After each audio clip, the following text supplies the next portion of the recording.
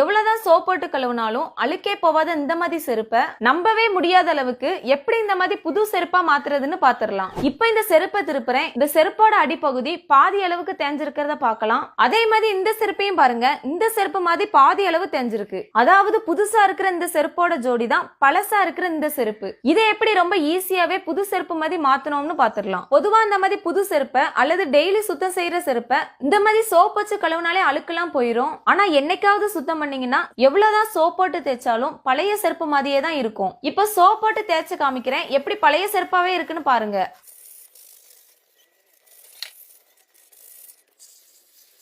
இப்ப சோப் போட்டு கழுவுன பிறகும் வரட்டலுக்கு போகாம பழையபடியே தான் இருக்கு. இப்ப எதனால அந்த அழுக்கு போகலன்னு செருப்பை ரொம்ப பக்கத்துல போயே பாத்துரலாம். இப்ப நீங்க பார்க்கும்போதே தெரியும், செருப்புக்கு மேல் பகுதியில சின்ன சின்னதா வரி வரியா பள்ளமா இருக்கிறத பார்க்க முடியும். அந்த சின்ன பள்ளத்துல இருக்க அழுக்க சாதாரணமா நம்ம சோப் போட்டு தேய்ச்சா போகாது. இப்ப நீங்க பார்த்தாலே தெரியும், அந்த மேடான பகுதி மட்டும் வெள்ளையா இருக்கு. ஏன்னா பிரஷ் வச்சு தேய்க்கும் போது அந்த மேடான பகுதியில தான் பிரஷ்ஷே படும். ஆனா பள்ளமான பகுதி சாதாரணமா கண்களால பார்க்க முடியாத அளவுக்கு சின்னதா இருக்கிறதுனால அந்த சின்ன பள்ளத்துக்குள்ள பிரஷ் போய் தேய்ச்சிக்கிடாது. இப்ப அந்த பள்ளத்துக்குள்ளே ஊடுருவி சென்று அந்த அழுக்க ஈஸியா நீக்கக்கூடிய மெத்தட் தான் இப்ப நம்ம பார்க்க போறோம். அதுக்கு ஃபர்ஸ்ட் இந்த மாதிரி மாஸ்க் ஒன்னு போட்டுக்கலாம். அடுத்ததா ரெண்டு கையிலையும் ஒவ்வொரு கிளவுஸ் போட்டுக்கலாம்.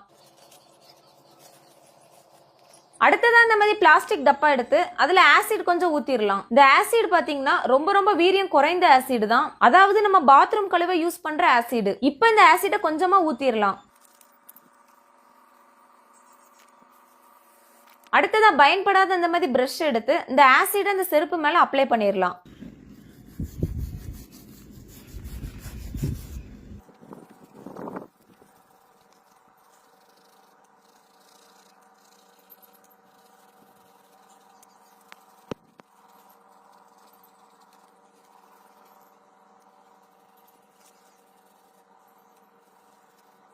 இப்ப செருப்போட உட்பகுதியிலே கொஞ்சமா அப்ளை பண்ணிடலாம்.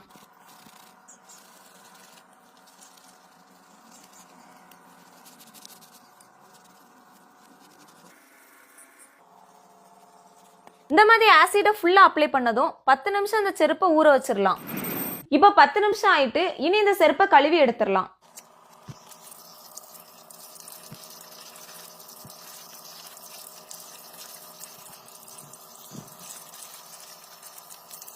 அடுத்தது இன்னொரு முக்கியமான விஷயம் இருக்கு. அது என்னன்னா, இந்த மாதிரி டோப்ல தண்ணி நிரப்பிடலாம்.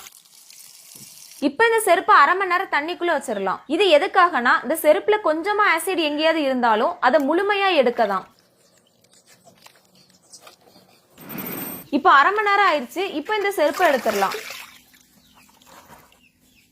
இப்ப பார்க்கும் போதே தெரியுது, பல புது செருப்பு மாதிரி மின்னுது. இந்த மாதிரி தான் நம்ம வாழ்க்கையும். சாராயம் போன்ற போதை பொருட்களுக்கு அடிமையா இருந்தா இந்த அழுக்கான செருப்பு மாதிரி தான் நம்ம வாழ்க்கையும் மங்கி போய் இருக்கும். ஆனா போதை பழக்கம் இல்லாம நல்ல சிந்தனையுடன் இருந்தா அழுக்கு நீங்கிய இந்த செருப்பு மாதிரியே பலர் விரும்பத்தக்க வாழ்க்கை பிரகாசமா இருக்கும்.